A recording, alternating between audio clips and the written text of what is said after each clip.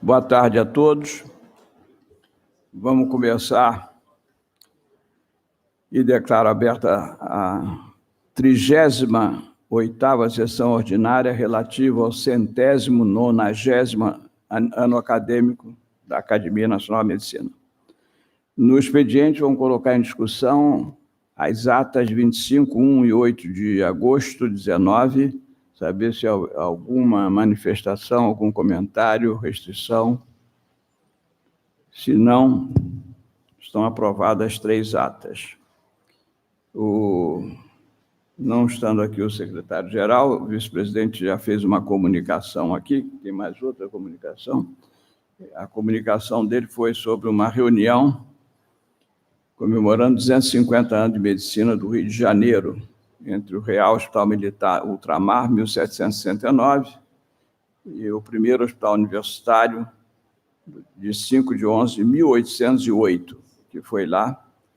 E isso aqui vai ser coordenado, foi uma reunião nossa que tivemos com o contra-almirante Manuel de Almeida Moreira Filho, da Academia Brasileira de Medicina Militar, o general de brigada Oiticica Moreira, que tem estado aqui conosco de vez em quando, que é hoje diretor do HCE, Hospital Central do Exército, e o brigadeiro Walter Kitchnevski, que é filho de um dos nossos ex-acadêmicos, diretor do Hospital Central da Aeronáutica.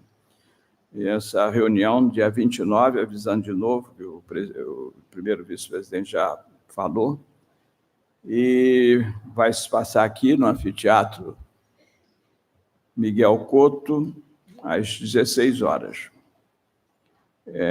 Outras comunicações, há um fato, eu estou vindo, chegando em Nova York, a reunião da Health Commission das Nações Unidas, onde atualmente eu sou o chairman dessa reunião, e queria falar, mas não está aí o acadêmico Celso Ramos, porque ele vem falando frequentemente comigo sobre a importância do sarampo, e realmente o sarampo não é só uma coisa importante no Brasil, está se tornando importante no mundo, a volta do sarampo, com um sério problema de saúde pública que realmente tem que ser controlado, e nós vamos tentar abrir uma vaga aqui, numa das nossas sessões, que já estão super congestionadas até o fim do ano, para que ele possa fazer alguma coisa ainda o mais urgente possível, né? Eu vou comunicar isso a ele hoje, mas ele tem escrito frequentemente para mim, chamando a atenção para a importância do tema.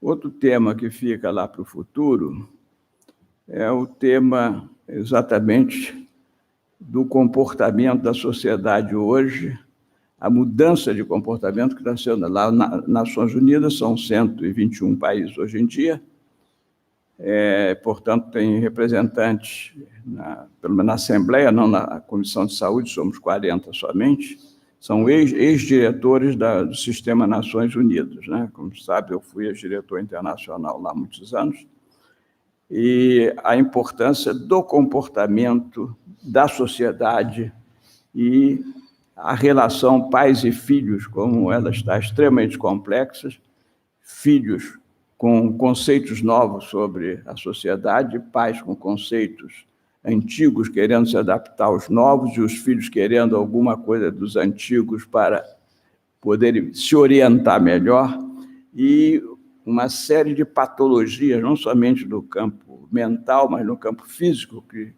estão decorrendo a partir daí. Então, isso passou a ser uma preocupação também do sistema das Nações Unidas, essa reflexão que será feita dentro do sistema, inclusive com participação de Unesco, Unicef e outras agências especializadas.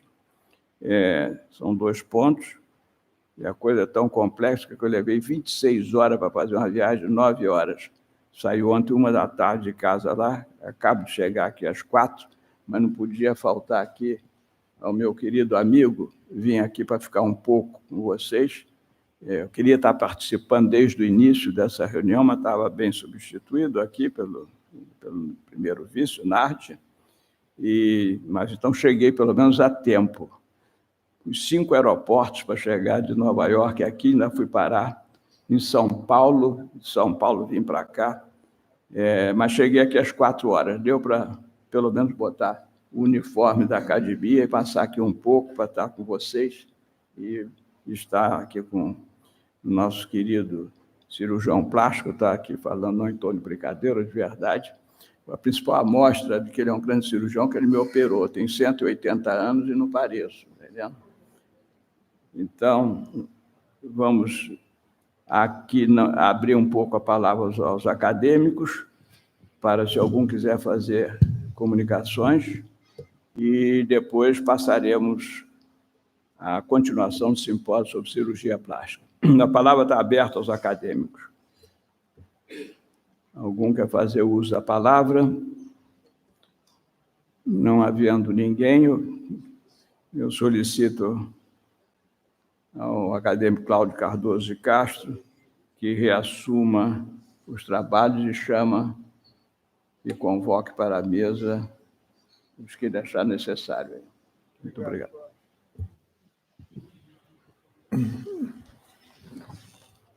Senhor presidente, obrigado pela presença. O doutor José Horácio teve que se ausentar. Nós vamos dar, então, início à segunda parte. Obrigado. Convoco o doutor João Medeiros para falar sobre os implantes em cirurgia plástica. João.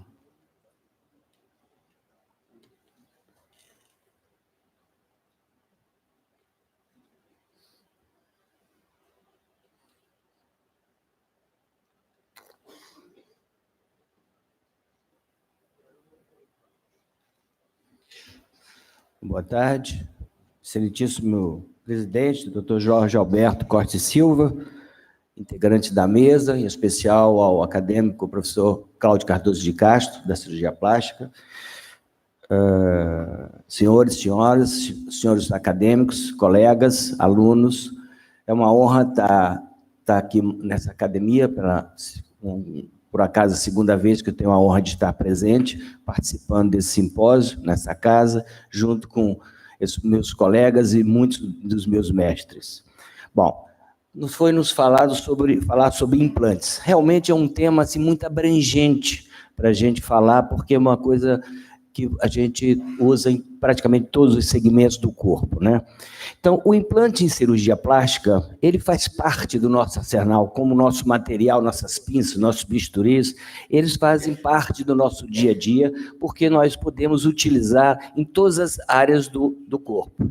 Nós vamos, então, falar basicamente dos implantes de silicone, que eles podem ser sólidos, né, que é o nosso dia a dia, eles podem ser sólidos, como, por exemplo, o implante do mento, como eles podem ter o gel, como principalmente da mama, do glúteo, da perna, em que eles têm uma camada de silicone, vamos dizer assim, sólido, e ele tem no seu contuído um gel, o que faz com que impeça, vamos dizer assim, a sua perfuração vaze. Então, sempre o pessoal fala que o implante vai vazar, vai.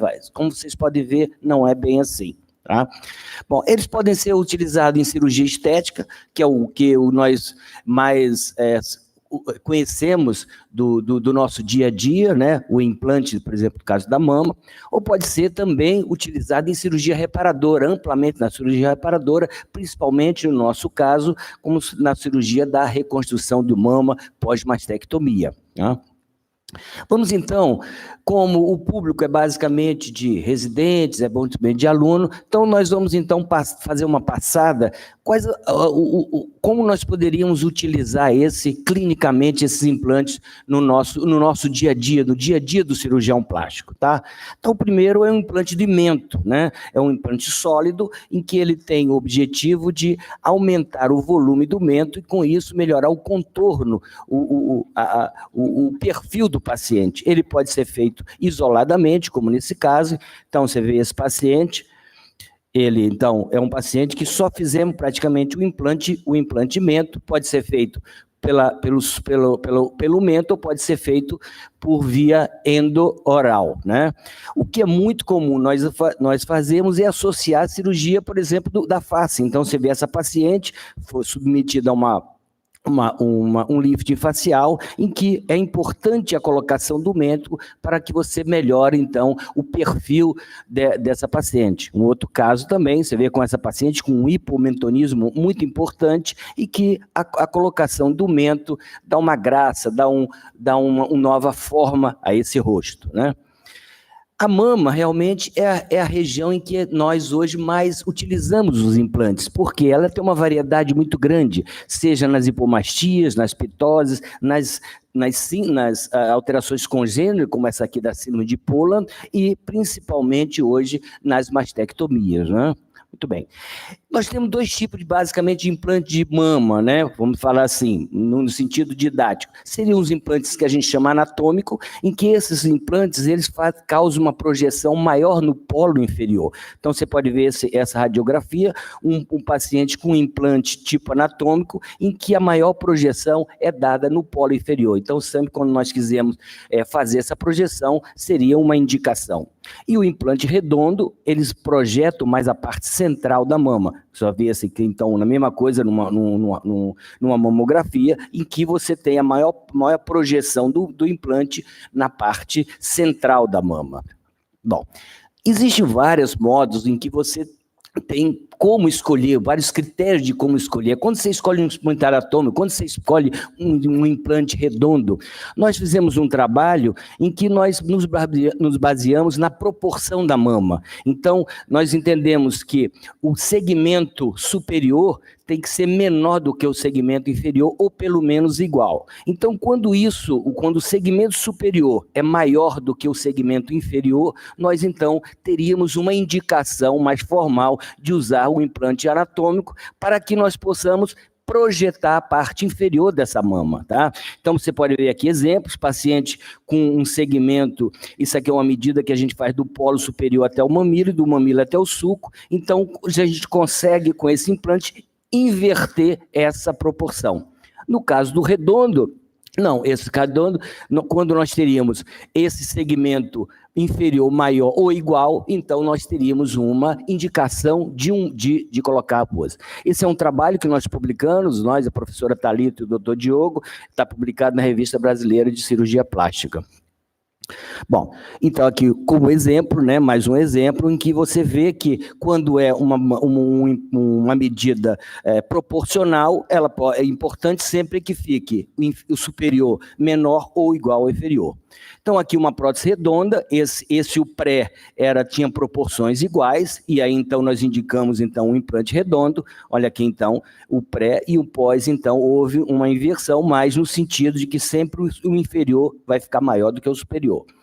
No caso anatômico, você pode ver essa paciente que praticamente ela não tem um segmento inferior, então o segmento superior é muito maior, então colocamos o implante anatômico e aí nós então conseguimos ter uma proporção igual. Então você vê, olha a proporção e agora então com o implante anatômico, como nós projetamos o polo inferior. Esses implantes eles podem ser subglandular ou subfacial, como nesse caso aqui, quando você tem um tecido mamário com tem uma espessura de tecido mamário bastante interessante que possa esconder, vamos chamar assim, a própria. Então, você pode usar ela subglandular ou submamário. Então, como aqui um exemplo. E quando usamos retromuscular, quando realmente você não tem praticamente tecido mamário para você esconder essa prótese subglandularmente, ou quando a paciente quer uma mama, uma prótese um pouco maior, que vai exceder dos limites da mama. Então, realmente, nós fazemos, então, a indicação retromuscular. Ou quando realmente tem hipomastias praticamente acentuadas, é como se ela fala, eu não tenho nenhuma mama, não tenho nada. Então, realmente, nós indicamos a colocação retromuscular para que o músculo esconda, vamos dizer assim, basicamente a prótese, como nesse caso aqui, tá? Nesse caso, sempre que assim depender da nossa indicação, também nós sempre preferimos usar o anatômico, porque ela dá uma forma melhor do que a da prótese, para não ficar, vamos dizer assim, aquela bolinha quando você usa o redonda. Mas sempre a indicação tem que passar pelo desejo da paciente. Claro, há uma indicação técnica, mas o desejo da paciente tem que sempre estar de acordo. Outra situação em que nós usamos muito as próteses é nos casos das pitoses mamárias, em que nós vamos fazer através do que a gente chama de mastopexia, que nós vamos colocar o implante e nós vamos então ajustar essa pele, principalmente ajustar a posição do complexo areolo-papilar. Então você vê esta paciente, ó, então nós fazemos então a montagem da mama, tá? Então essa mama ela fica montada e nós vamos então aqui dar um suporte a essa mama no sentido de aumentar e de, vamos dizer assim, dar uma tensão a essa pele, então, e aí nós vamos, então, fazer o que a gente chama de mastopexia. Então, inclusão e ajuste da pele, principalmente para reposicionar o complexo areolo-papilar. Então, aqui é um exemplo disso, então, que é essa paciente, um pós-operatório imediato, em que nós colocamos a prótese e ajustamos, e aqui essa paciente com 1 ano e 6 meses de pós-operatório. Claro, isso é muito dependente de pele, tá? A qualidade da pele é uma coisa mais importante para que haja a manutenção desse resultado, pelo menos a médio e longo prazo. Aqui um perfil dessa paciente, então com 1 ano e 6 meses, com a mastopexia e inclusão da prótese. Um outro exemplo também, essa um pouco mais maior, mas ela gostaria também de aumento, às vezes nem essa mama a gente nem talvez precisaria de colocar o implante, mas às vezes a paciente quer também o aumento da mama, então essa é outra coisa. Então aqui um pré e pós-operatório de uma mastopexia com prótese. Nas assimetrias mamárias, você vê essa paciente com uma assimetria grande, nós podemos, às vezes, usar formas e volumes diferentes. Então, nesse lado direito, usamos uma anatômica, porque ela não tinha o polo inferior, e do lado esquerdo, nós apenas projetamos a mama e fazemos o ajuste mamário com uma prótese redonda, sem muita projeção, né?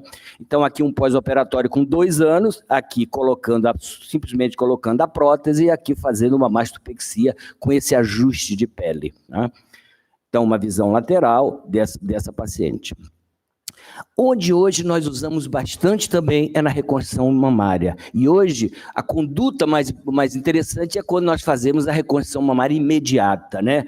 Então nós podemos usar, então, nesse caso, então aqui a paciente vai ser submetida a uma mastectomia, nós então fazemos um desenho simulando uma plástica mamária, e aqui então, após a mastectomia, você pode ver praticamente não tem nada, né? Então nós vamos usar esse pequeno retalho inferior para nós fazermos uma conexão com o músculo e colocarmos então a prótese no sentido de restaurar e o retalho e o músculo no sentido de cobrir, de esconder a prótese. E ao mesmo tempo, então, fazemos a pexia, mastopexia, né? Aqui como um exemplo, esse caso em que foi feita uma mastectomia bilateral e imediata reconstrução com prótese e o retalho, né? Bilateral. Às vezes, essa mastectomia é muito alargada, né? E que praticamente não vai ter nenhum tecido que possa nos beneficiar para esconder ou para fazer a nova bolsa para essa bolsa. Então, esse é uma paciente que vai ser submetida a mastectomia bilateral. É muito comum nós usarmos esse tipo de incisão, porque além de reposicionar o CAP, o mastologista tem um bom acesso ao gânglio sentinela, né?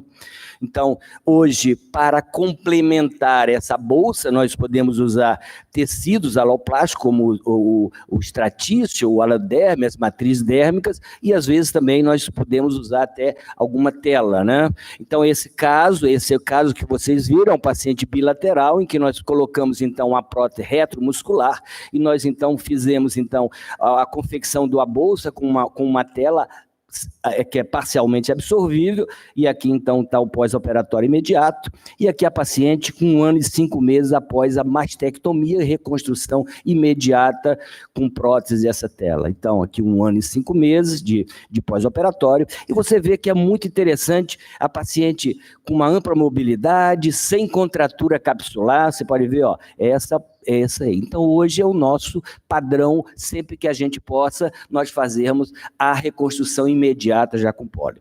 Às vezes, isso não é possível. Então, por exemplo, essa paciente que foi feita uma mastectomia, uma paciente magrinha, muito jovem, em que nós vamos, então, usar os expansores, que são balões, que nós vamos dizer assim, esticar esse tecido, né? E que depois nós vamos, então, fazer a troca pelo implante. Então, aqui está a mastectomia dessa paciente, então, não tem a menor condição de colocar uma prótese, nós colocamos, então, esses expansores, né? Até para os alunos entenderem, esses expansores são balões que nós colocamos embaixo do músculo e nós vamos injetando soro e esses balões vão esticando, vamos dizer assim, expandindo essa região e depois, então, nós vamos, então, fazer a troca, né? Esse é o momento em que já está com o volume do expansor adequado, então nós vamos, então, tirar, então, esse expansor, nesse momento, né, que o expansor, ele é um balão, tá?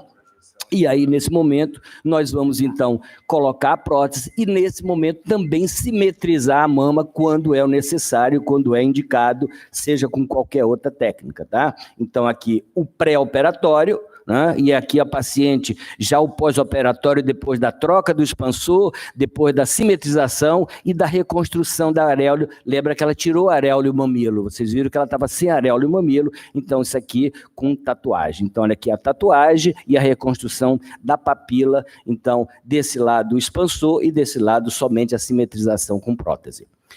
Pode ser essa reconstrução tardia, muitas vezes a paciente não tem a oportunidade ou não tem o desejo de reconstruir imediato, então aqui nós fazemos então depois uma reconstrução, aqui no caso foi feito com o músculo grande dorsal e a colocação de um implante e depois a reconstrução da areola e mamilo dessa paciente. É muito interessante as síndromes que a gente chama síndrome de polo, é uma alteração congênita em que uma paciente ela não tem o músculo peitoral, às vezes ela não tem o grande dorsal, ela tem uma hipomastia acentuada e que nós, por exemplo, aqui não temos condição de colocar uma prótese porque ela não tem onde ficar, não tem músculo, não tem gordura. Então, o que nós temos feito hoje? Nós temos feito, primeiro, enxertos de gordura. Então, você pode ver essa paciente, nós fazemos enxerto de gordura seriado para que ela tenha um forro, ela tenha uma espessura e que aí nós possamos, então, colocar a prótese desse lado e do outro lado foi feito um implante para simetrizar. Então, aqui é um paciente, ó, ela tem 6 anos, então essa paciente, nós fizemos 3 etapas de gordura e 2 trocas de prótese, e hoje essa situação, 6 anos depois que nós começamos a fazer essa cirurgia. O glúteo, né, é a paixão nacional, vamos dizer assim, então é uma cirurgia em que você, por uma pequena incisão interglútea, né, você coloca então a prótese, essa prótese é colocada dentro do músculo glúteo maior, né, nem atrás, é dentro do glúteo maior. Realmente é uma cirurgia muito interessante, em que é uma ótima indicação no sentido de aumentar aumentar o volume e dar projeção a essa região glútea. Então, esse aqui é uma paciente jovem, em que foi feita a colocação do implante glúteo, tá? Por essa incisão aqui. É lógico que foi feito junto uma lipoaspiração para dar um contorno posterior dessa região. Às vezes, a gente também faz também o enxerto de gordura. Tá? Então, aqui, uma visão lateral de um pré e de um pós, de um pré e de um pós, vendo a projeção, o aumento da projeção e do volume.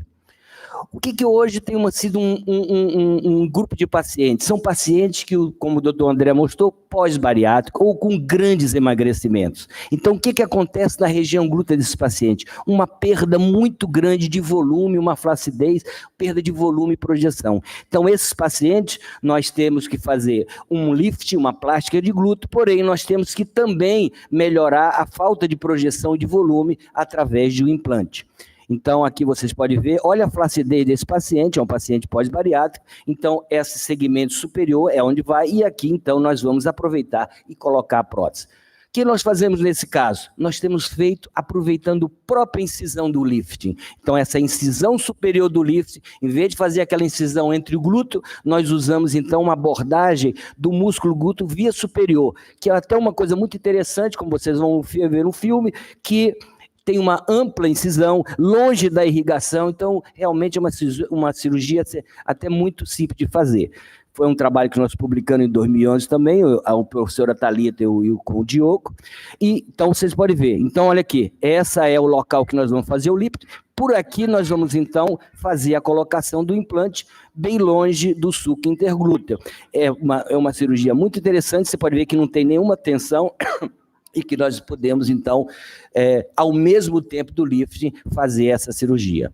Então, aqui, como um exemplo, né, uma paciente pós-bariátrica, você vê a grande perda que nós temos, então, o planejamento de retirar esse segmento para fazer o lift e aqui, ao mesmo tempo, fazer a colocação do implante glúteo. Então, pós-operatório, você pode ver aqui, já com o lifting e a colocação do implante, e o vista lateral, dando uma projeção e aumentando o volume da região glútea. O outro lado, mesma coisa. E por último, então, nós temos também... essa aqui é uma paciente pós-grande madeira de excremento. Então, não é pós-bariátrica, então você vê o grande flacidez dessa região, que vai necessitar, então, além do lift, vai necessitar de lipoaspiração para você ter um contorno posterior. Então, aqui um paciente com 1 ano e 4 meses, depois, então, do lift com a prótese glútea, pós-emagrecimento, não pós-bariátrico. Então, aqui, ó, a projeção que nós damos e o aumento do volume, além de elevar toda essa região com o lifting glúteo, né? Que o pós. E, por último, então, nós temos a panturrilha, né? Que é muito interessante os pacientes em que tem pouco volume na região do gastrocnêmico, então falta um pouco desse desenho interno das pernas, entendeu? Então é uma cirurgia também que vocês vão ver, então é feita uma incisão na região poplítea e há um descolamento dessa região, um descolamento subaponeurótico sobre o músculo gastrocnêmico. Então aqui, ó, vocês podem ver, por uma incisão na região da prótese, nós fazemos o descolamento todo supraperitoneal e aí nós vamos, então, colocar a prótese de panturrilha, né, no sentido de aumentar o volume da perna e dar uma nova forma a essa parte interna, principalmente acompanhando o desenho do músculo, da porção medial do gastrocnêmico. Então, aqui um pré e um pós, você pode ver a melhora, lógico, quanto maior a perna, maior o volume, quanto menor a perna, menor o volume, mas você pode ver que tem uma projeção, olha aqui, ó, não tem projeção, e olha a projeção, então, da parte posterior, sem projeção, e aqui a posição da gastrocnêmica. É lógico que todos esses casos, nós não só fazemos cirurgia estética, nós podemos fazer também na cirurgia reparadora. Então, você vê essa paciente com uma sequela de poliomielite, em que ela gostaria de ter uma melhora dessa região. Como essa prótese aqui não caberia aqui, nós primeiro fazemos uma expansão, então nós fazemos a colocação de expansores nessa região, na mesma posição que vai ser colocada a prótese subaponeurótica do músculo gastrocnêmico, e aí então nós vamos, depois de estar bastante expandido, nós vamos então retirar o expansor e colocar 1, 2 próteses, dependendo de quanto nós vamos conseguir expandir. Então, esse aqui é um pré e um pós, você pode ver que realmente, principalmente no terço inferior, não, porque a prótese não chega, mas no terço posterior você já tem uma melhora interessante dessa região, que pode depois ser complementado com enxerto de gordura. Então, portanto, basicamente, assim, a prótese, ela teria o implante, né, que, como eu lhe falei, é amplo, as indicações são amplas, a gente pode usar em todas as partes do nosso corpo, nós falamos apenas de alguns implantes de silicone. Ela tem basicamente a função do aumento volumétrico do silicone e body rate, a restauração da forma, né. Eu gostaria de realmente homenagear os acadêmicos, né, esses acadêmicos que, tanto a professora Thalita, ao professor Cláudio, ao professor Zé Horácio, realmente que têm sido exemplos para todos nós, do cirurgião plástico. Muito obrigado.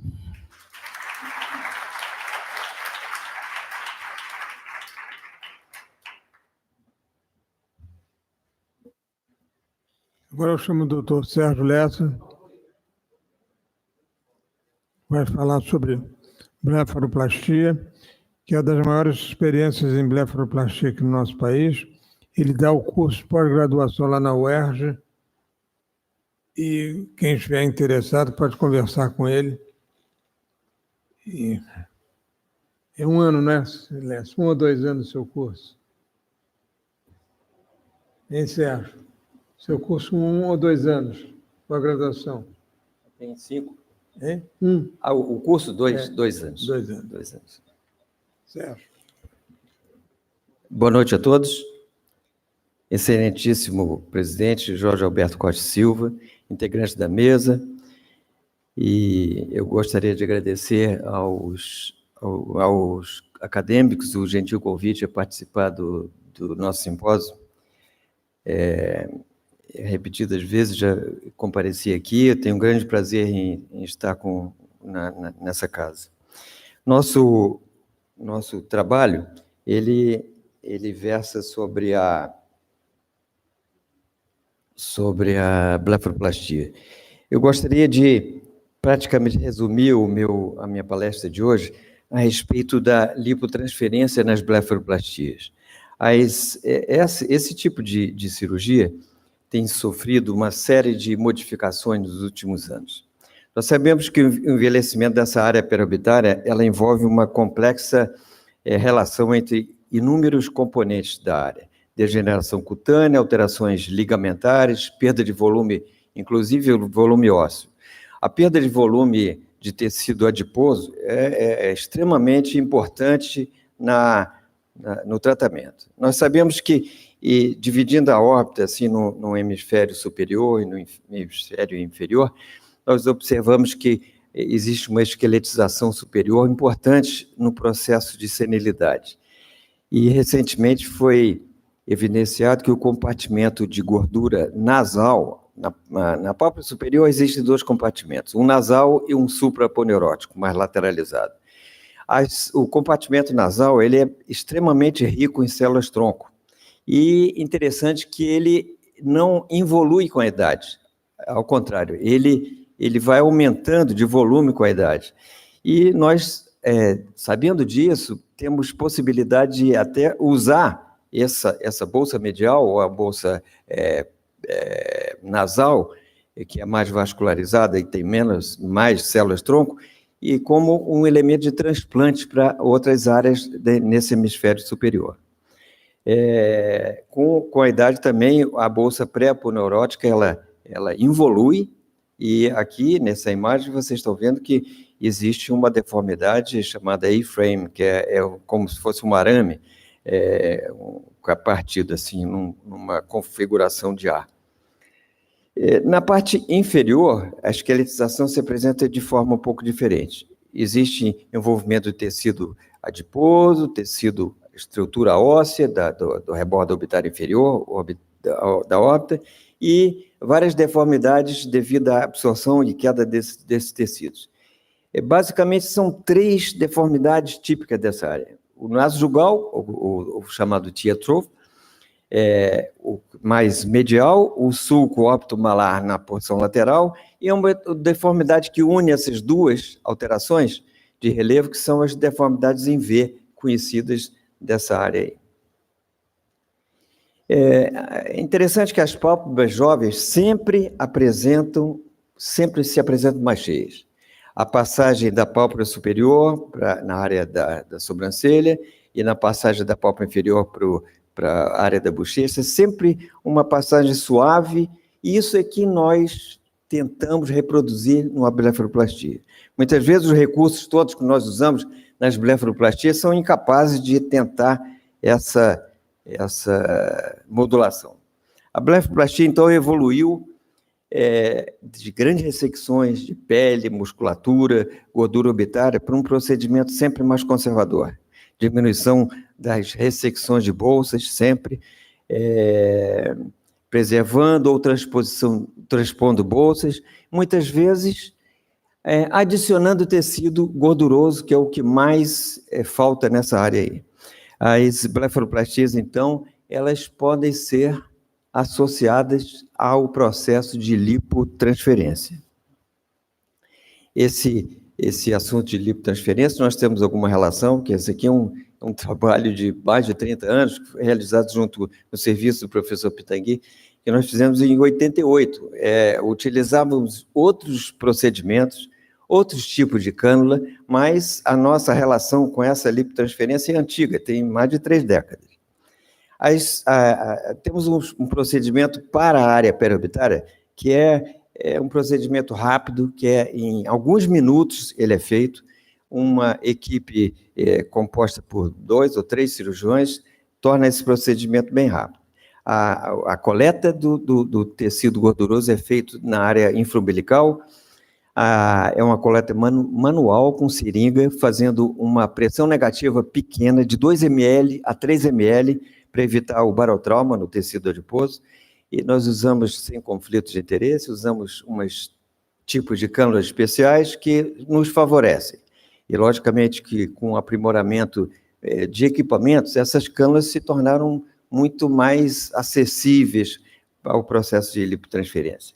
As enxertias, então, periorbitárias são consideradas enxertias de pequeno volume. As enxertias até 15 a 20 ml são enxertias de pequeno volume.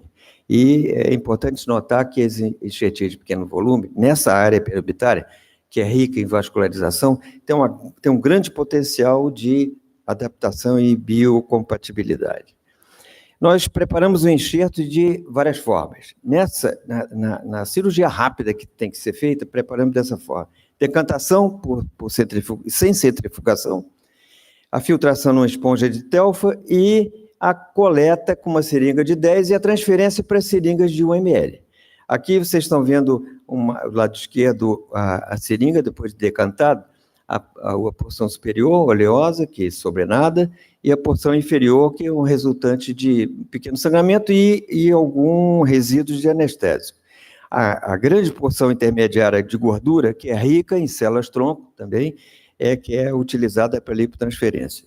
Nós utilizamos tipos diferentes para abordagem, para a abertura, para a introdução da agulha que vai fazer a lipotransferência. Nós usamos uma G18, que é a agulha popular, a agulha rosa.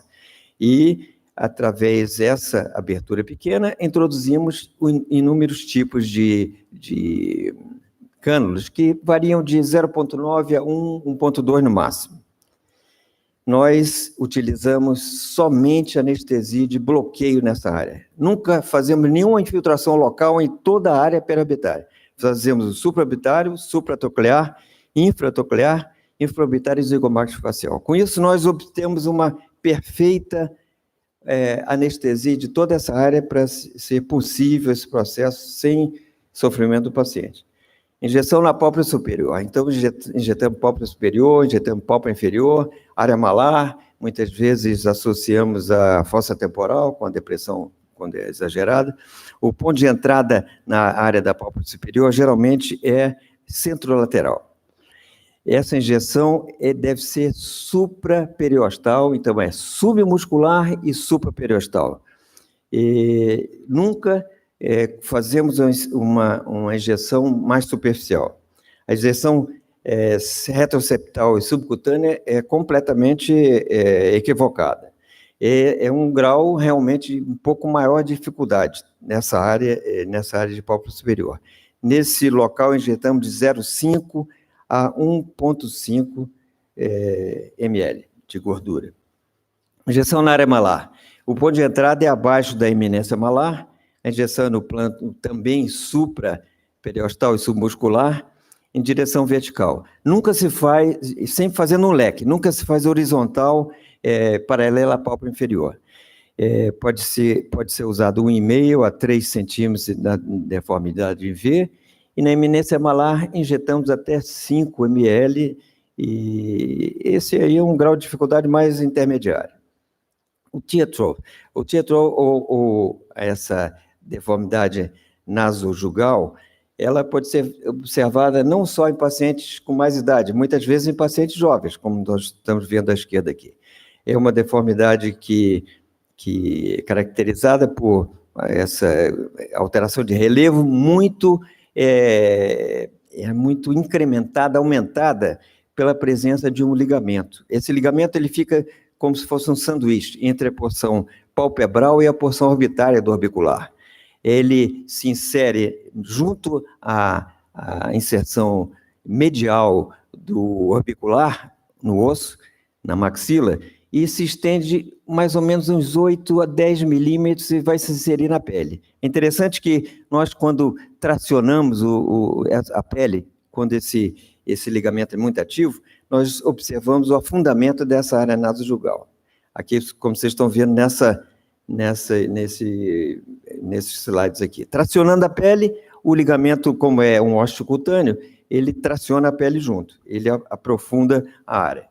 Existe uma certa controvérsia em relação à secção ou não secção desse ligamento. Nós preferimos, nos casos muito acentuados, tentar a secção do ligamento com a própria cânula. E nos casos cirúrgicos, onde nós fazemos a redistribuição das bolsas gordurosas, nós sempre fazemos a desinserção do ligamento. Eu acredito que nessa área da depressão nasojugal existe um grau um pouco mais avançado de dificuldade, porque podem ficar irregularidades. O que menos nós queremos é irregularidade nessas áreas. Vou passar um vídeo breve aqui para mostrar esses passos que eu mostrei. O primeiro, a coleta, vocês estão vendo aqui os 3 níveis de tecido coletado. Nós fazemos a decantação. Aqui está uma decantação na gase, mas até é o tecido melhor para se decantar. Numa seringa sem o êmbolo, nós colhemos esse tecido, ele é migrado para uma seringa de 1. Sempre é importante a seringa ter um luer lock, né, para poder se manipular essa cânula com precisão. E a cânula nunca é injetada entre o polegar, é sempre na palma da mão, para se obter uma regularidade da injeção. Como nessa injeção, nós fazemos uma quantidade mínima de tecido gorduroso. Aqui vocês estão vendo a via de acesso, a penetração da cânula, num segmento assim numa posição supraperiosteal, sempre seguindo o rebordo orbitário superior. É uma cirurgia delicada, mas que dá bons resultados quando ela é bem efetuada. A marcação da blefaroplastia é feita previamente e a blefaroplastia superior é feita a seguir da lipotransferência. Fazemos sempre a lipotransferência, tanto superior como inferior, e depois seguimos na cirurgia de blefaroplastia. Essas áreas todas, depois de infiltradas, são manipuladas com todo cuidado para que haja uma distribuição homogênea dessa gordura sem criar abaulamentos ou irregularidades. Aqui vocês estão vendo um preenchimento daquela área medial de esqueletização da pálpebra superior. Na pálpebra inferior, nós fazemos aqui o bloqueio, aqui a perfuração com agulha rosa, que é o G18, e a penetração da cânula sempre na área profunda supraperiosteal. Fazemos um leque, iniciando na porção mais medial, e esse leque vai contornando a pálpebra, poupando a área pré-tarsal, vai se prolongando até a lateralidade, chegando até o espaçamento orbitário lateral, que muitas vezes os pacientes têm uma depressão nesse espaçamento. Esse espaçamento também funciona como se fosse o ligamento tietrol. Ele é um espaçamento ligado à pele, nós temos que desfazer esse espaçamento com a própria cânula e injetamos nessa área toda. Então,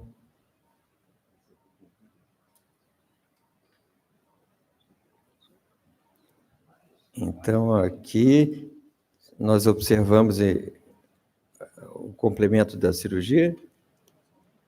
Vai passando. Manipulando a área para distribuir o tecido. Não, você saltou um pedaço. Volta um pouco. Então, aqui, comparando uma área já com lipotransferência para outra área sem lipotransferência. Já feita a pálpebra superior.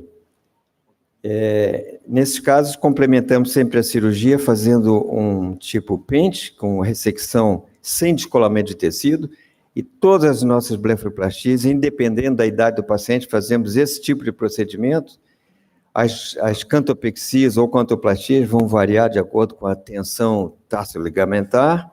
Nesse caso, fizemos uma suspensão muscular, que é uma técnica antiga, descrita em 79, que ela aproxima a porção lateral do orbicular no periósteo lateral e dá uma uma conformação da fenda palpebral, mas com obliquidade antimongólica, ou mais mongólica, diminuindo a atividade antimongólica. Nos casos onde existe uma atuação mais importante do ligamento, nós fazemos o acesso com a própria cânula, e na porção medial nós superficializamos um pouquinho a cânula e fazemos a mobilização desse ligamento, tentando liberar o ligamento para que essa deformidade fique menos acentuada. Aqui, nesses casos onde o ligamento é ativo, essa paciente não fez blefaroplastia, só fez lipoenxertia. Esse aqui são os dois bloqueios, infraorbitário e zigomático facial. Penetramos a cânula, fazemos a liberação do ligamento com a própria cânula e, através dessa via de acesso, fazemos a lipotransferência. Usando aquele mesmo plano submuscular e em leque, evitando fazer paralelo à pálpebra inferior.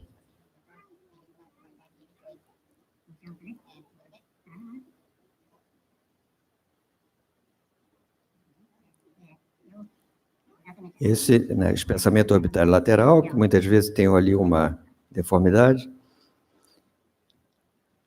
Aqui mostrando a área já com lipotransferência feita, e esse é o curativo final. Sempre o curativo final, dessa forma, nós mantemos esse curativo mais ou menos uma semana, depois liberamos o paciente. Aqui comparando o lado operado com o lado não operado e o resultado final.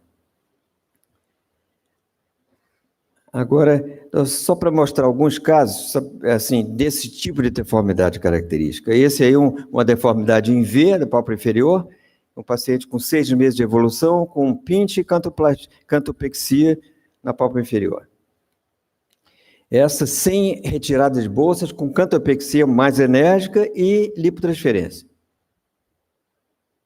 Mesma coisa, o paciente com tietron, uma pequena esqueletização superior, que nós tratamos de superior da mesma forma, e com uma esqueletização inferior. Mesma coisa, esqueletização superior, sem pitose palpebral, com sulco alto, melhorou a posição de sulco e melhorou a esqueletização inferior. Essa paciente também sem ressecção de bolsa gordurosa, com lipoenxertia e cantopexia e pinche. Mesma coisa. Importante que esses microenxertos de gordura são microenxertos, são pequenos fragmentos. São fragmentos que passam numa cânula de 0,9 até 1,0 ou 1,2. Podem ser considerados como preenchedores ideais quando principalmente associados à blefaroplastia, devido à bicompatibilidade, uma fácil obtenção, como nós vimos, incorporação dos tecidos absolutamente. Não apresenta potenciais de hipersensibilidade e as possibilidades de infecção são absolutamente pequenas. Os microenxertos, eles estão, na minha opinião, definitivamente integrados à blefaroplastia conservadora, promovendo uma restauração. É importante essa passagem suave da pálpebra superior para a pálpebra inferior, quando nós não conseguimos isso com as técnicas mesmo mais apuradas de blefaroplastia. E é importante dizer que é um transplante potencialmente permanente e as habilidades regenerativas das células-tronco possibilitam uma melhora da qualidade da pele, e isso já foi comprovado cientificamente. Muito obrigado, desculpe pela demora.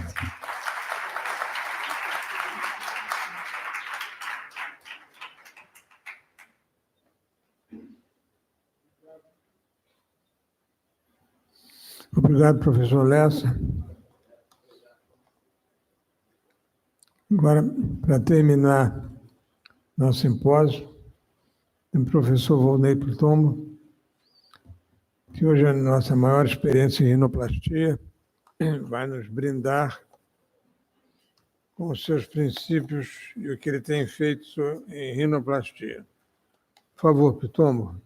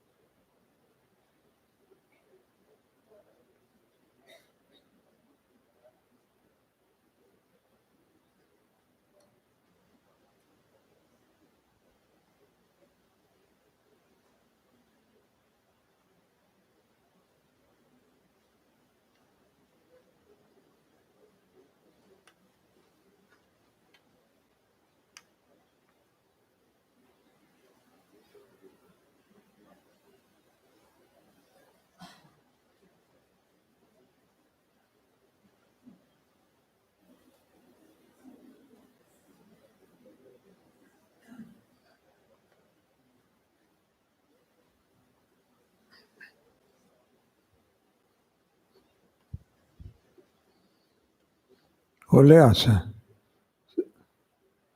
cadê você? Você não está tirando gordura da pálpebra inferior? Só infiltrando? Muito pouca. E naquelas que você vê, aquela...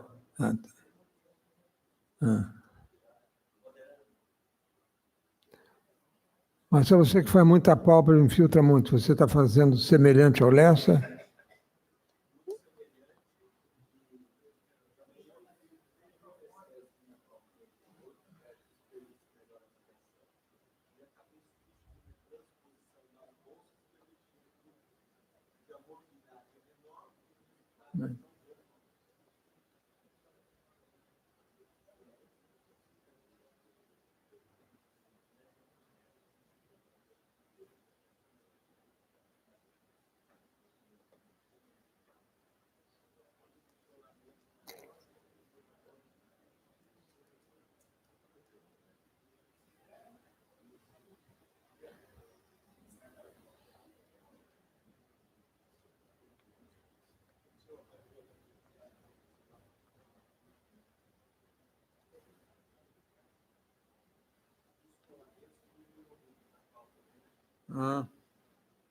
Na superior também pouco, tira pouco. Na superior? Tá. E pouca pele?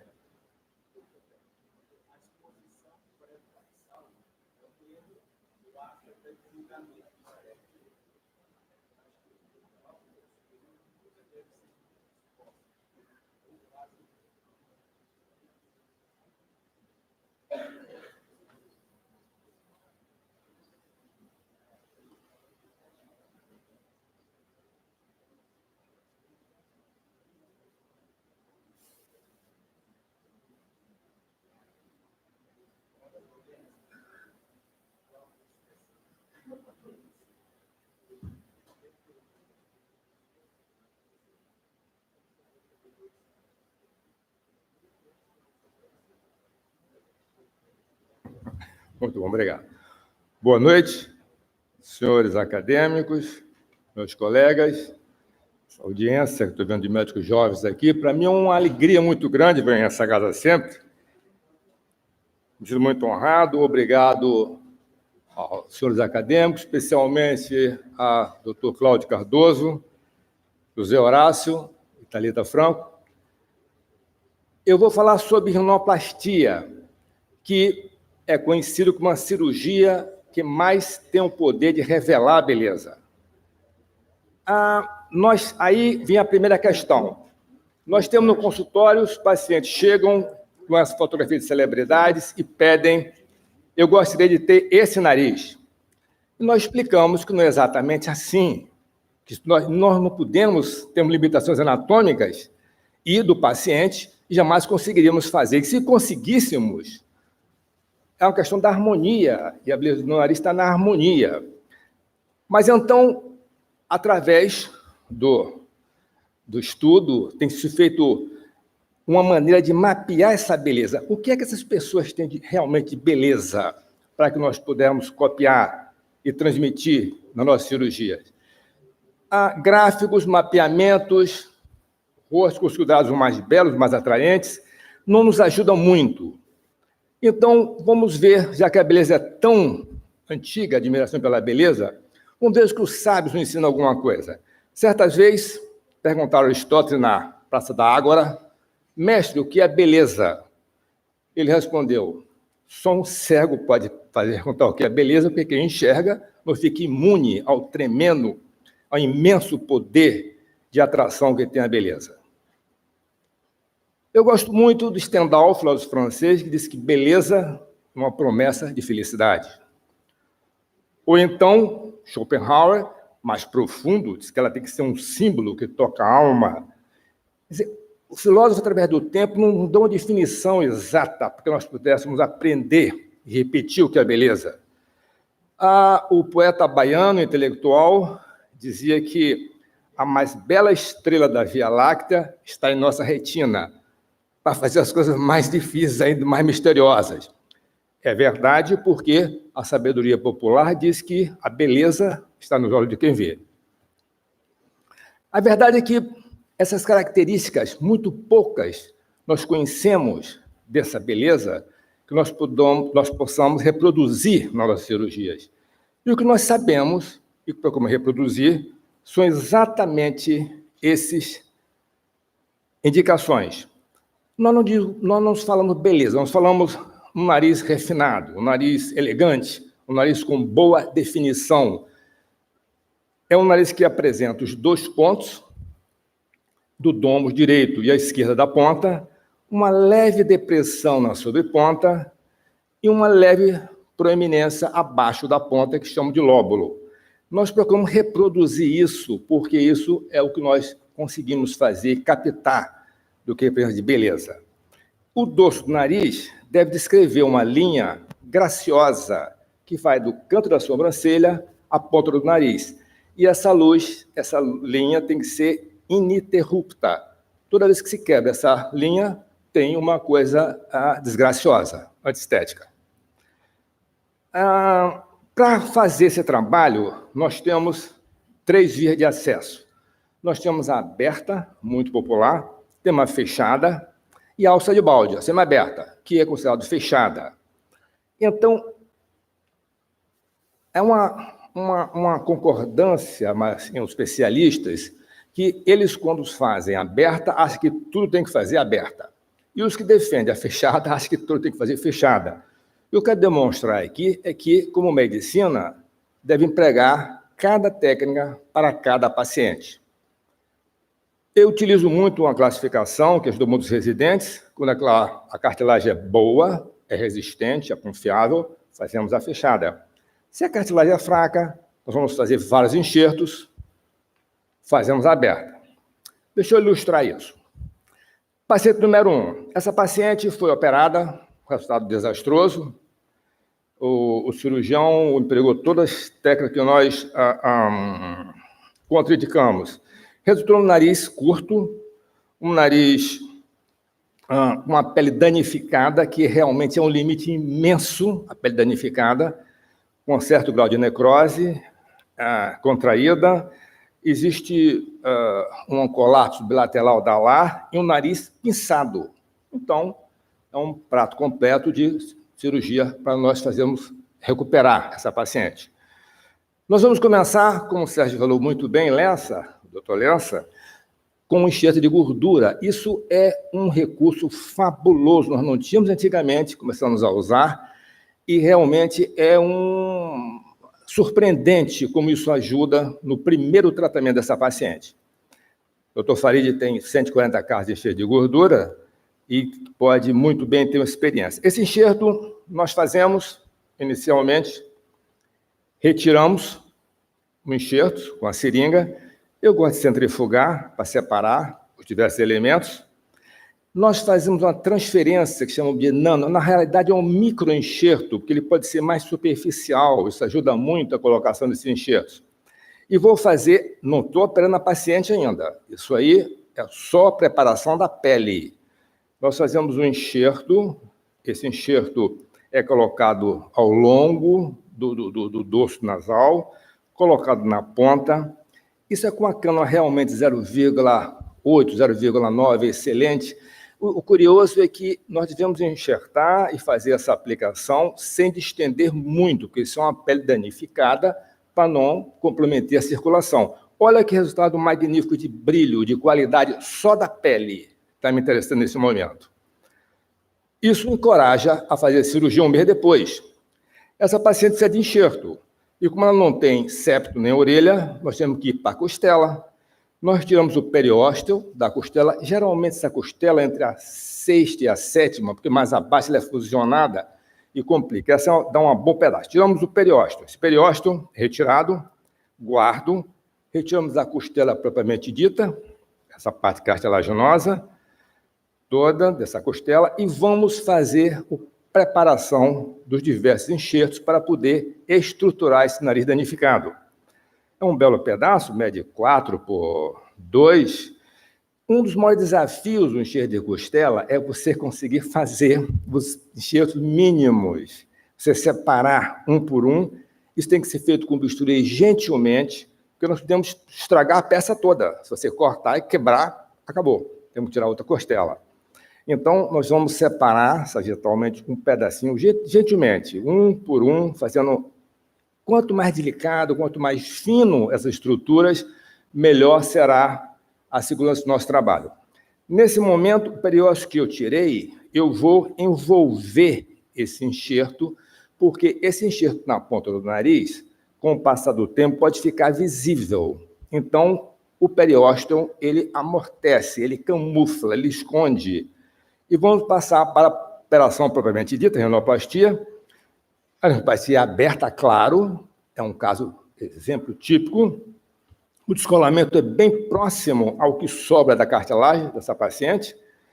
Nós vamos procurar o septo, que não tem quase nada destruído, e vamos colocar uma extensão septal. O primeiro enxerto é colocado alongando o septo, até o nariz curto, arrebentado, e, claro, nós vamos, primeiro passo é alongar esse nariz.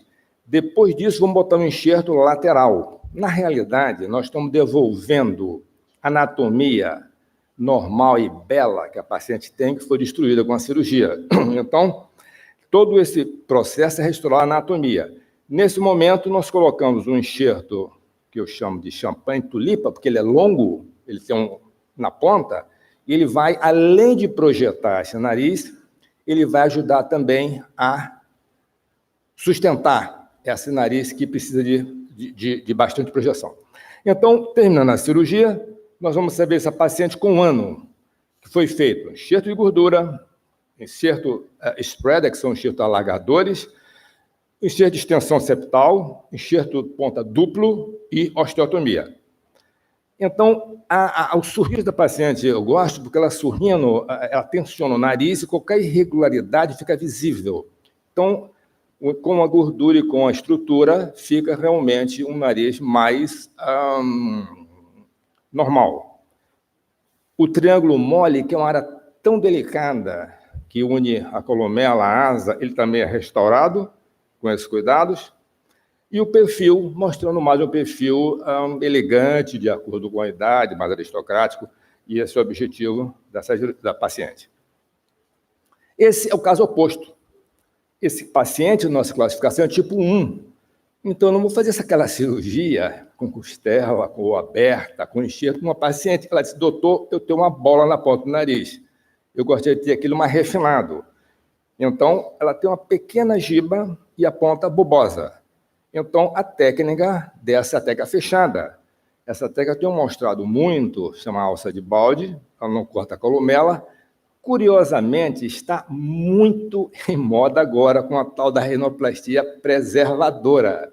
Tem se falado muito como uma coisa, e isso eu já faço há 20 anos, com resultados que me satisfazem muito em determinados casos, como todo processo médico.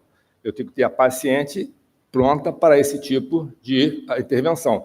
Esse é o ligamento chamado Pitangui, do professor Pitangui, que nós cortamos para poder liberar totalmente essa cartilagem lá e fazer a modelação gentilmente. Tirando o mínimo possível, nós vamos fazer uma operação conservadora.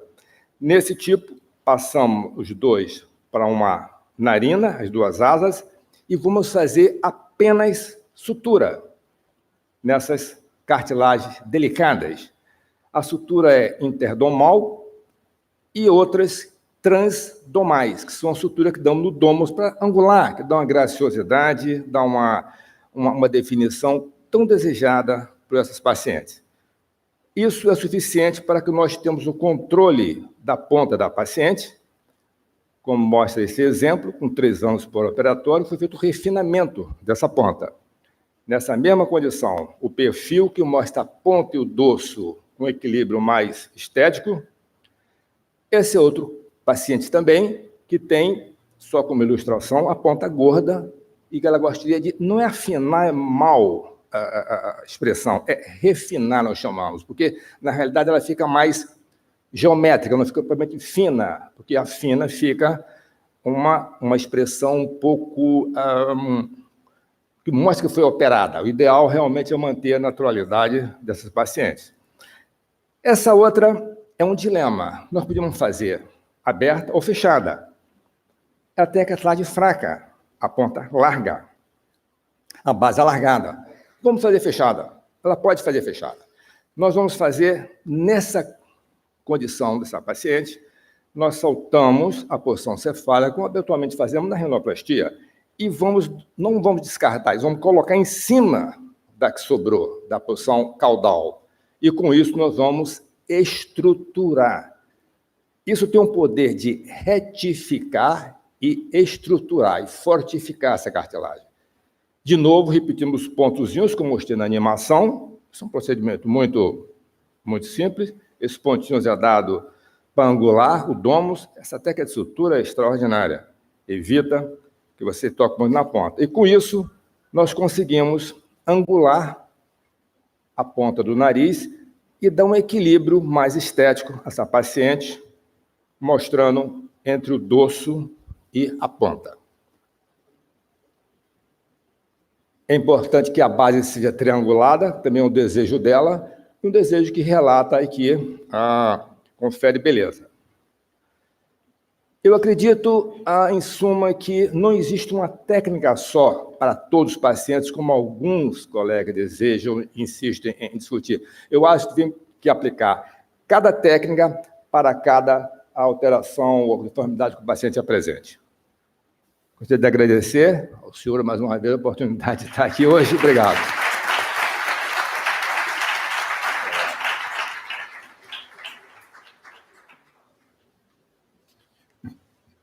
Algum dos expositores quer fazer algum comentário, alguma pergunta? Benjamin, Marcelo, Farid, Maranhão, Lessa. Presidente, fazer algum comentário? Não, vamos abrir primeiro aos acadêmicos aqui, se alguém quiser fazer pergunta, mas nós podemos abrir um pouco de uma plateia tão grande aqui. Podemos abrir essa exceção de deixar a plateia falar também. O acadêmico, alguém quer fazer algum comentário? Pois é,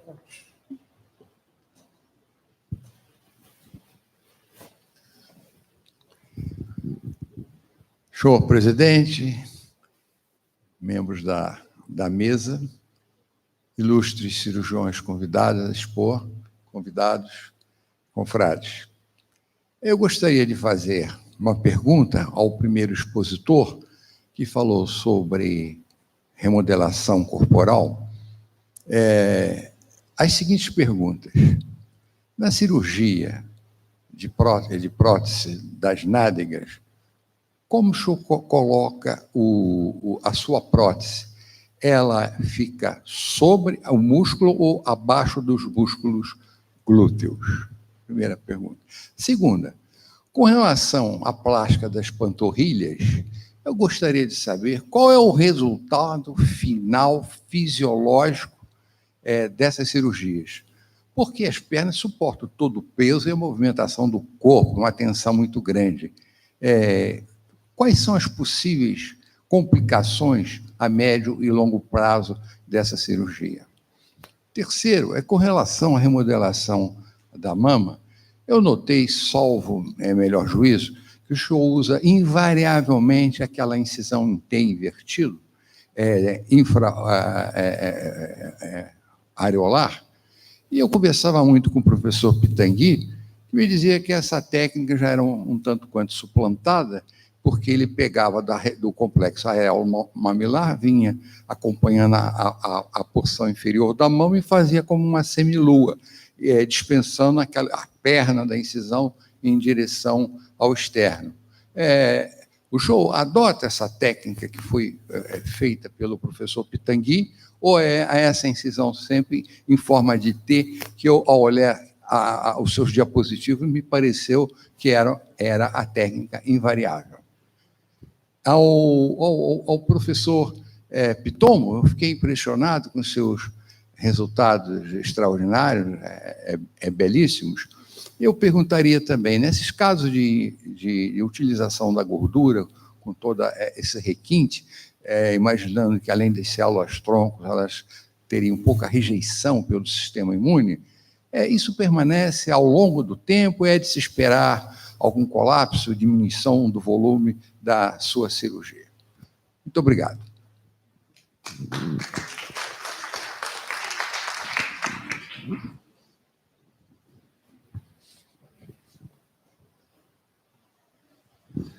Bom, muito obrigado pela pergunta, professor.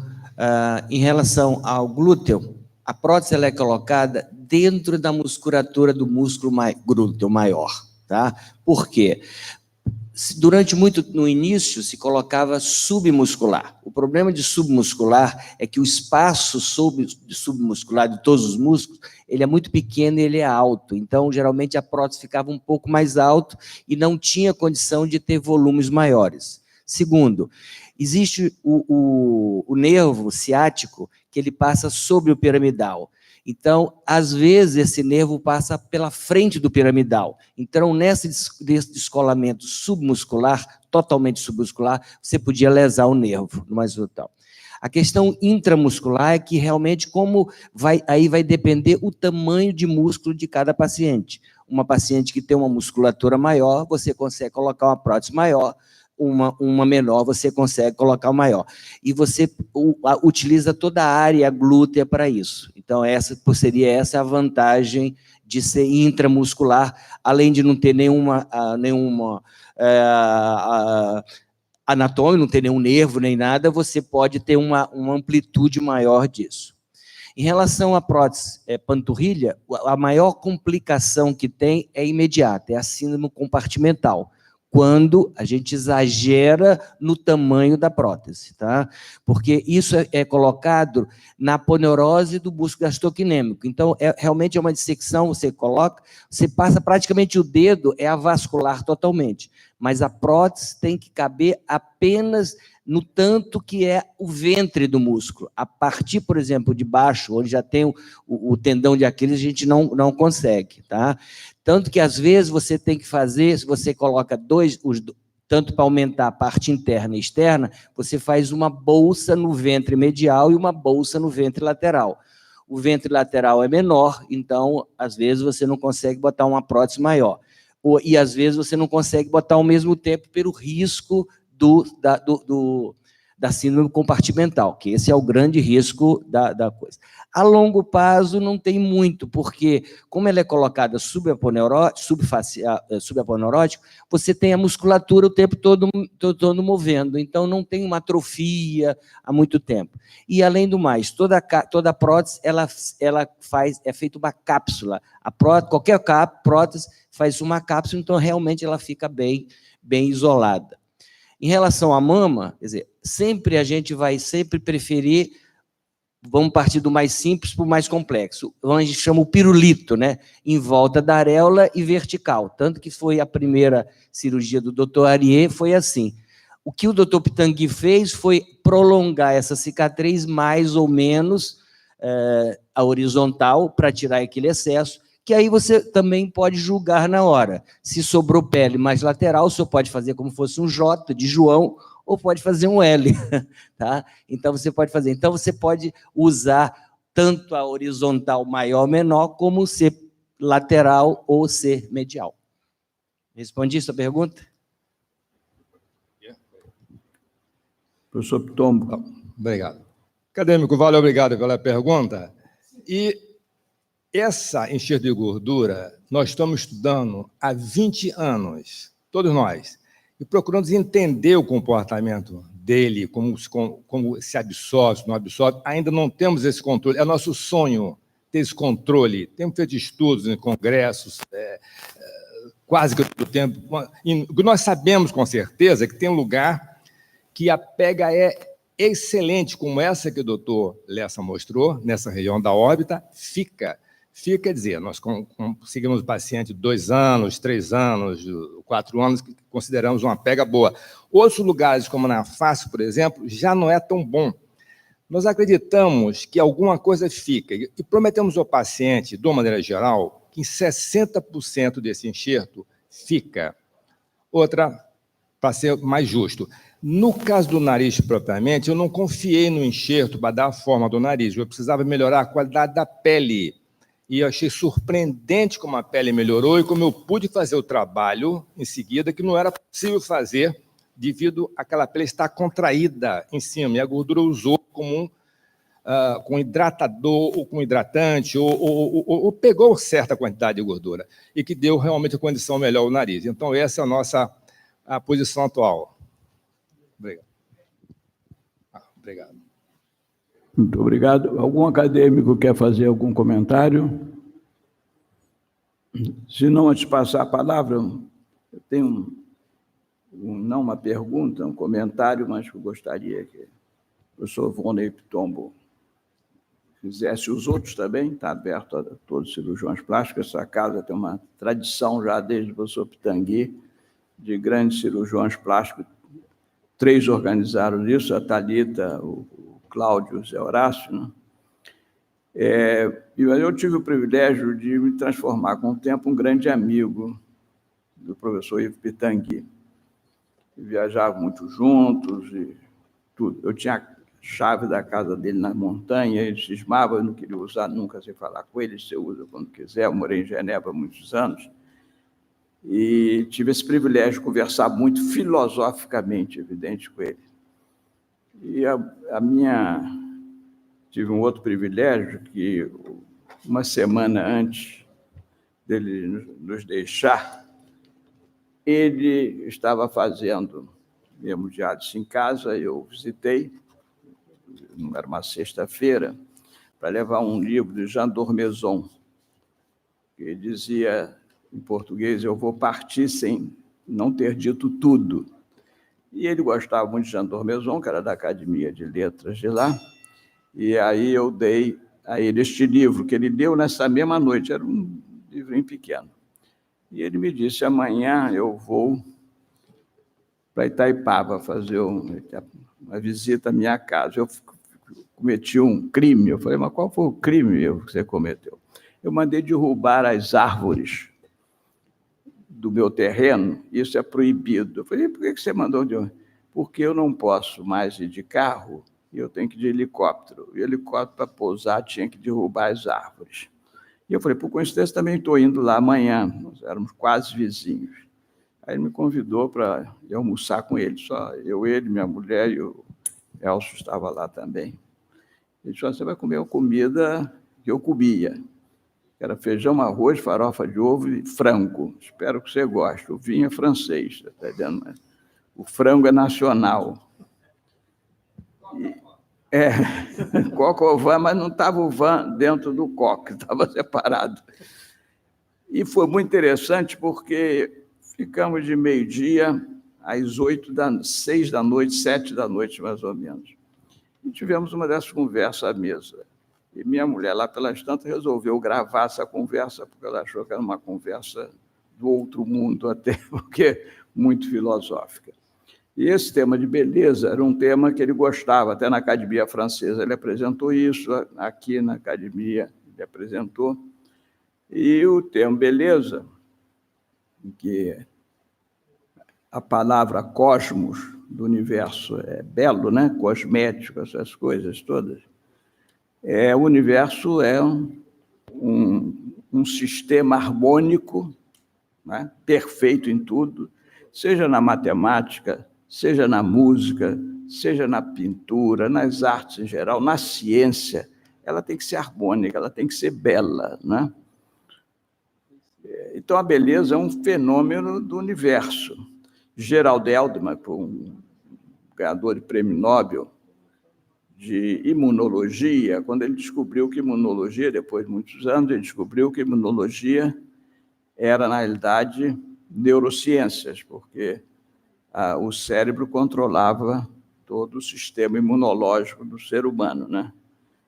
E ele dizia, num pequeno livrinho, Wider Than the Sky, que foi o último livrinho dele, Mais Belo que o Céu, que Deus havia feito o cérebro do homem para que ele pudesse observar a beleza da obra dele e ajudasse a terminá-la e aperfeiçoá-la, né?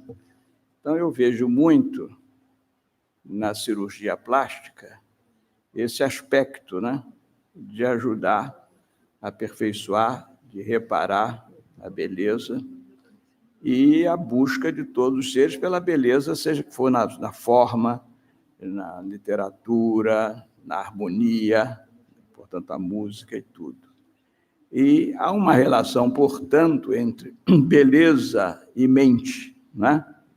Beleza e as funções da mente, entre elas a consciência autorreflexiva do indivíduo, vê a própria beleza ou não como um fenômeno harmônico ou não harmônico com o universo que ele está.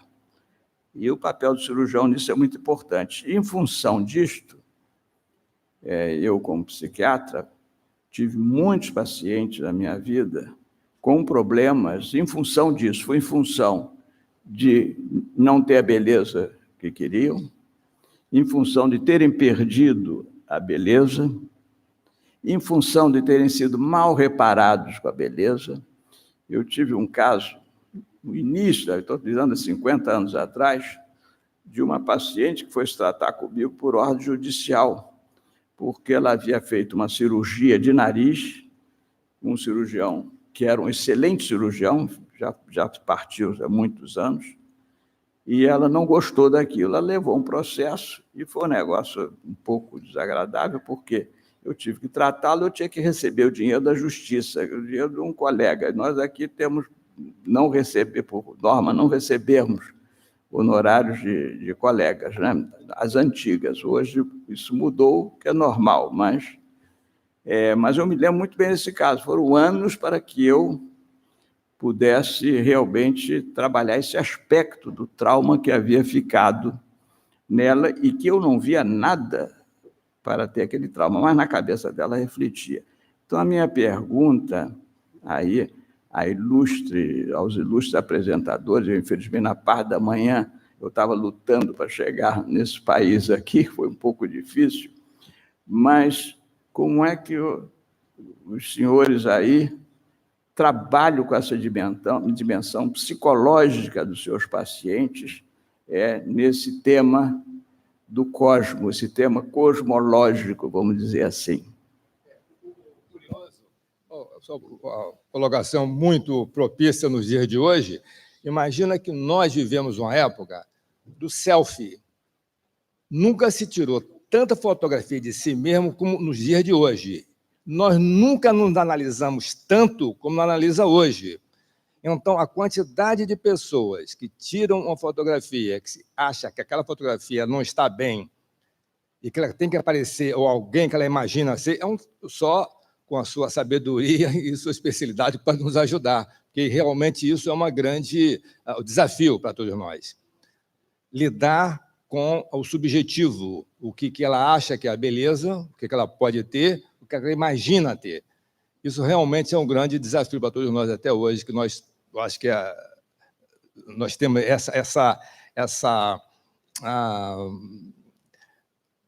pular esse obstáculo grande para o tratamento.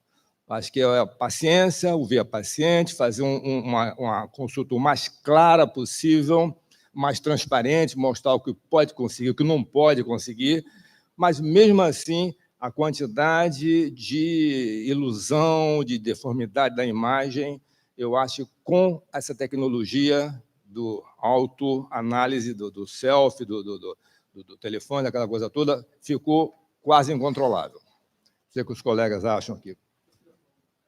Mas eu acrescento mais um para ele poder desenvolver. Eu queria saber qual é o percentual, se existe um percentual importante, daqueles que, apesar de fazerem uma cirurgia plástica, não ficaram satisfeitos, porque às vezes a situação está aqui, não está na estética. Existe sim, existe sim. Eu acredito que 20% dos pacientes, 20% é um percentual alto, ela sempre, e eu digo um pouco mais, talvez em nariz, porque o nariz está exposto.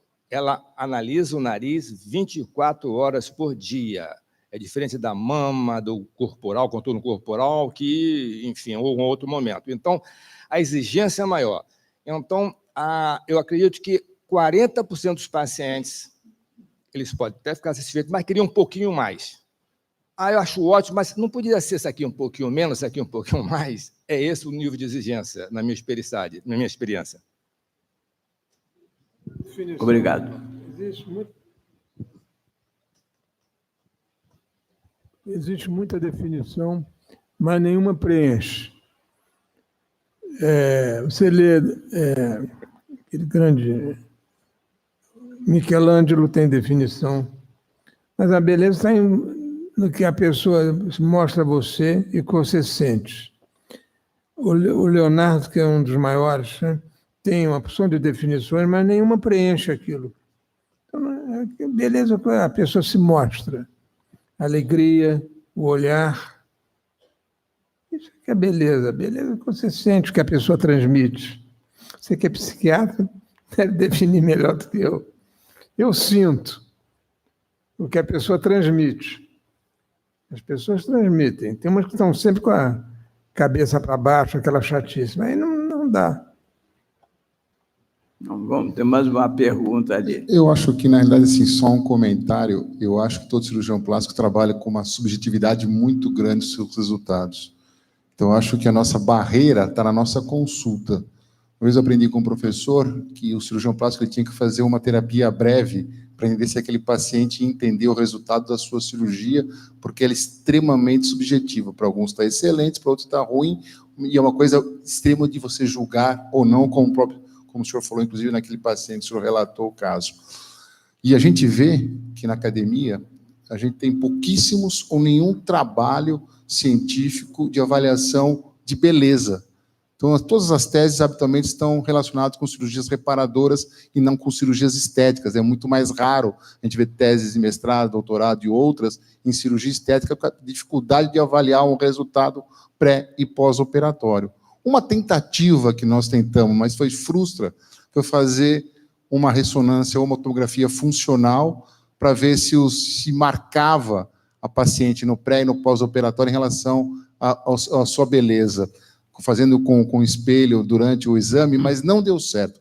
A gente tem vários viés e paramos, mas a ideia era essa, colocar o paciente no pré e no pós-operatório numa tomografia funcional para ver se marcava a área do prazer dela, e isso era uma resposta da beleza ou da satisfação ao resultado cirúrgico. Mas é uma coisa completamente ainda subjetiva.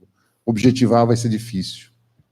Muito obrigado, mas eu Não, é subjetivo porque não há dúvida que uma coisa é o que existe no chamado mundo real, que é difícil nós definirmos o que é o mundo real, né? Mas existe o mundo que está dentro da cabeça de cada um de nós. Por exemplo, hoje eu tenho alguns pacientes que fizeram cirurgia bariátrica, perderam 40 quilos, 50 quilos, mas a cabeça dele continua de obeso. Ele continua pensando como obeso, e é um problema, porque eles começam a comer, até alguns começam a comer sem poder comer com consequência. Então, vamos dizer, o marcador dele, que era o peso, teve resultado. Porém, a cabeça dele não está compatível com esse resultado. O marcador do cirurgião plástico estético, ele é muito difícil, porque, na realidade, tem aquilo que está na cabeça do cirurgião, do ponto de vista estético, do ponto de vista do que é o desenho de Leonardo da Vinci, os desenhos que os cirurgiões plásticos fazem para fazer a sua cirurgia plástica, talvez não corresponda àquilo que o paciente queira, o paciente sinta como beleza para ele ou para ela, não é? E o Sr. Tom falou do selfie. Não tem coisa para a pessoa sair mais horrível que selfie. Eu nunca vi um selfie que o sujeito não saísse horrível, alguns medonhos mesmo, sendo até bonitos, né? Por isso eu evito selfie, porque eu já prefiro o que já sou e ponto final, porque o selfie vai me destruir, vai me deixar deprimido e não vai ser cirurgião nenhum que vai dar jeito. Mas o que eu quero dizer é que o cirurgião não tem um marcador. O sujeito faz uma cirurgia, que tem vários cirurgiões, é tirar o câncer. Tirou o câncer, o sujeito está feliz. O marcador dele era o câncer. Eliminou, acabou. O sujeito tinha um apêndice supurado ali, tirou, acabou. Não é? Tinha uma amígdala que não incomodava, tem outras coisas, mas ele há um marcador muito preciso que independe da subjetividade, porque a objetividade é tão forte, né? A dor, o sofrimento, que o sujeito, o marcador dele é eliminar a dor e o sofrimento. Mas qual é o marcador, né? Em alguns casos, em outros não, a deformidade, a pessoa teve um acidente grave, como eu tive já pacientes que quebraram todos os ossos da face, tiveram que andar com aquela máscara que fica puxando anos, né? A coisa, e com várias cirurgias. Hoje temos cirurgia de transplante de face, que é outra coisa impressionante e complexa. O sujeito mudar a fisionomia dele, ele se olhar e não se ver. Então, dentro dessa subjetividade, eu queria saber como é que os senhores e senhoras que são cirurgiões plásticos lidam com essa subjetividade que uma está dentro do cirurgião e outra está dentro do paciente. Pergunta, eu sei que é complexa, talvez não dê para responder, né? Mas é uma curiosidade científica e o papel dessa casa é fazer reflexões mesmo. Vamos fazer alguma reflexão sobre esse assunto, por que não?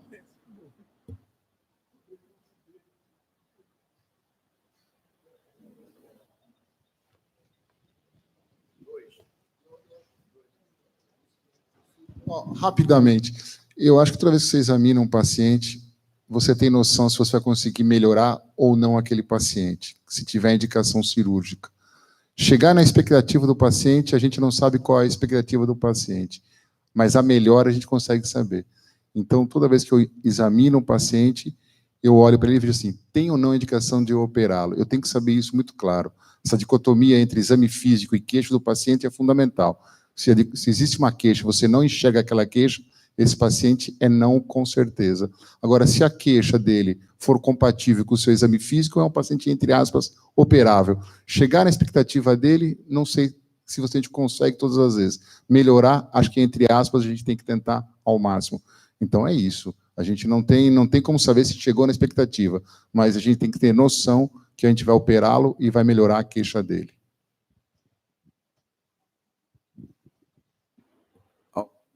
Algum dos senhores quer fazer algum comentário? Alguém da plateia quer fazer algum comentário ou pergunta? Não é? Não é? Isso é interessante, o silêncio que a autoridade causa, né, nas pessoas. Eu, uma vez, estava no Japão, muitos anos atrás, fazendo uma conferência, eles não tinham conhecimento do que era depressão nos anos 80. Japonês, a depressão para eles não existia. Sofrimento psíquico, aquilo era dentro do budismo, da religião deles. E eu passei 2 dias falando. Primeiro dia falando as coisas modernas, slides bonitos. Alguma questão dos portugueses, dos japoneses, os japoneses só sorriam e faziam assim. Falei, sucesso absoluto. A psiquiatria vai ser aqui AJDJ, antes de Jorge, depois de Jorge. Eu falei, mudei a psiquiatria. Um dia já achava, eu era jovem, achava que, né, que eu era onipotente. À noite, no coquetel, nenhuma pergunta de japonês. Até que um japonês chegou, para todos me cumprimentavam, o senhor é um gênio. Eu falei, isso eu já sei, mas vamos à pergunta. Aí não tinha pergunta. E aí um japonês se aproxima de mim, eu tenho uma pergunta. O professor Adolfo vai falar já.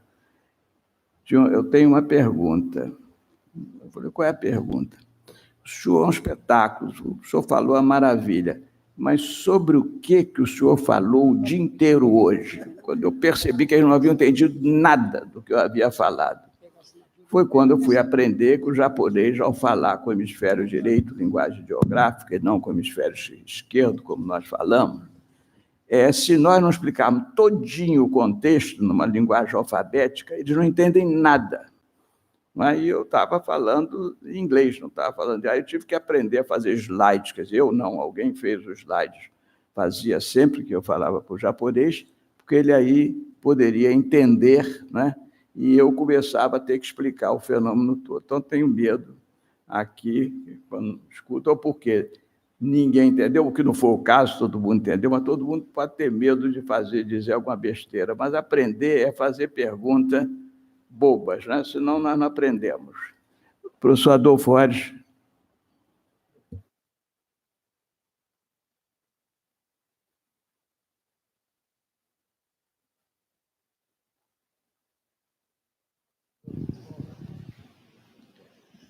Senhor presidente, senhores acadêmicos, senhores convidados, ilustres cirurgiões plásticos, a minha curiosidade fica centrada no seguinte.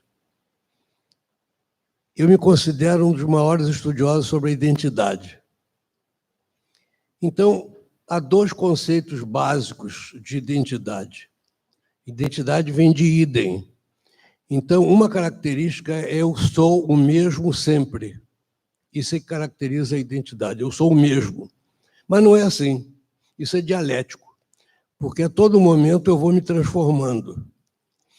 E coube a Erik Erikson estudar profundamente as crises de identidade, crise no sentido grego de ruptura. Eu era A e agora eu sou B. Quanto maior o número de alteridades, quanto maior o número de diferenças, distinções, mais fica difícil ao ser humano se adaptar a uma nova identidade. Então, por um artifício didático, fala-se que as crises vitais se dividem em evolutivas e acidentais. Como crise evolutiva, podemos citar puberdade, a menopausa, e as acidentais são muitas. Às vezes o indivíduo sofre um acidente grave com grande deformação da face, mas quem trabalha com a cirurgia da face tem que estar muito atento para como é que o paciente, qual era a alteridade que ele queria viver e se a cirurgia plástica deu-lhe ou não. Houve um caso famoso aqui no Rio de uma senhora que resolveu, entre aspas, fazer uma recalchutagem. Fez o lifting, mudou o nariz, operou as mamas, o ventre, e aí ela mergulhou no mundo da fantasia. Agora que eu sou bonita, os homens vão dar em cima de mim. Mas o voto de fidelidade que eu fiz com meu marido. Então ela se sentia tentada a dar um passo no sentido da infidelidade, porque agora ela era uma mulher bonita. Então, pode ocorrer aquilo que Freud chamava de os que fracassam ao triunfar. Quando a pessoa consegue algo que aparentemente era tão almejado, agora fica apavorado com o que surgiu.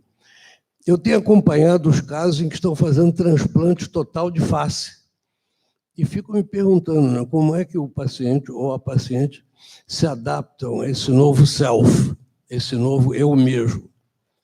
Enfim, os cirurgiões plásticos devem ter, sobretudo aqueles que operam a face, devem ter uma experiência muito grande sobre isso, e eu gostaria de ouvi-los. Muito obrigado. Obrigado, acadêmico Adolfo Fortes. Algum comentário aqui dos expertos? Por favor.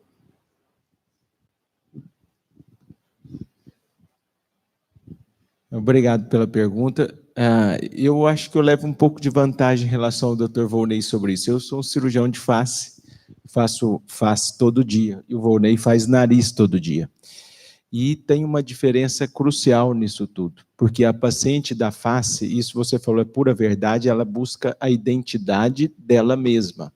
E eu acho que um dos maiores fracassos é você mudar o rosto dessa pessoa. Em geral, ela busca ela mesma mais jovem, o que é muito diferente da cirurgia de nariz. A cirurgia de nariz, com certeza, em toda a cirurgia plástica, é que tem o maior índice de insatisfação e de transtornos psicológicos, porque ela busca uma mudança. E uma mudança que, às vezes, ela até está insegura, ela não sabe exatamente como ela vai ser. Ela vai ser outra pessoa dali. A da face, ela já é uma pessoa mais madura, em uma outra fase de vida, normalmente aos 50, 60, 70 anos, já com a maturidade mais estabelecida, e a cirurgia de nariz, muito frequentemente, elas são adolescentes, 20 anos, 30 anos, e numa fase de muito mais insegurança. Então, ela já está enfrentando uma mudança na vida e enfrenta uma mudança física. E isso, às vezes, é muito forte para ela não sabe lidar. E a cirurgia de face, eu acho que tem essa vantagem, e realmente, o que eu noto até que a evolução ela ficou mais natural, o paciente está sempre mais igual, eu acho que isso é importante. E voltando ao aspecto da beleza, eu acho que uma coisa que diferenciou muito o professor Pitangui dos outros, e eu também tive o prazer de ser quase um morador da clínica do professor Pitangui, é porque ele era um grande humanista. O professor tinha uma qualidade, uma capacidade de sentar em 5 minutos e entender aquela pessoa. Ele poderia nunca ter visto aquela pessoa, mas ela sentava na frente dele em 5 a 10 minutos, talvez por isso ele era tão ávido por filosofia. Ele conversava de filosofia todos os dias, porque ele sabia que era muito mais importante, talvez, entender a cabeça daquela paciente, a expectativa dela, do que a cirurgia técnica. Eu acho que, realmente, acho que traduz isso, por isso que ele morreu tentando, né, lendo até o último dia sobre beleza e filosofia. Muito obrigado. Bom, nós estamos aqui já no final, e só para concluir, esse belo dia que, infelizmente, perdi parte dele, mas em relação ao que o professor Adolfo falou, como curiosidade, eu não tinha adição grave nenhuma, e hoje eu tenho. Eu tinha adição para o chocolate, está sob controle hoje. Eu guardava meu chocolate no meu cofre dos meus filhos e comprava para eles. Os meus ficavam dentro de um cofre, porque... Mas hoje já estou melhor, já não tenho mais cofre para chocolate. Mas minha adição hoje é Netflix, porque a Netflix fala comigo. Oi, Jorge, temos um novo filme para vocês. Acertavam 1 em 10, agora acertam 9 em 10, até estão me conhecendo intimamente, né? E eu vi, 3 dias atrás, um que tratava disso que o professor Adolfo falava. Hoje se fala muito, nós vamos discutir isso aqui breve, com um grande especialista em inteligência artificial, o upload da mente na máquina, porque a nossa máquina para alimentar a mente ela é feita de uma matéria muito perecível a curto prazo, carbono, nitrogênio, oxigênio, já o sílico dura mais tempo, né? Então, o grande estudioso disso, que é o Raymond Kurzweil, o homem que faz para a Google uma série de projetos sobre o cérebro do futuro, o filme é baseado nisso. Eles conseguem uma técnica de transportar, fazer o upload através de implantes neuronais nos dois, o implante de toda a mente de uma pessoa em outra pessoa mais jovem, né, que eles faziam isso muito com pessoas mais terminais no início, mas depois fazendo, se não me engano, o nome do filme é Singularity, é um nome até ligado a essa coisa.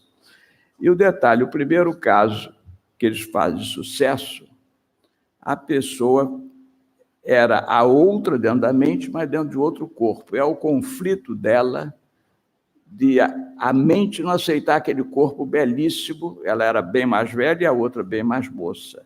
E a história se passa exatamente sobre isso que o professor Adolfo falou, que é um tema interessante, por isso eu provoquei um pouco, porque os cirurgiões plásticos lidam muito com essa subjetividade e deve ser extremamente difícil, porque lidar com a objetividade é mais fácil. Tirar o que incomoda, todo mundo está de acordo.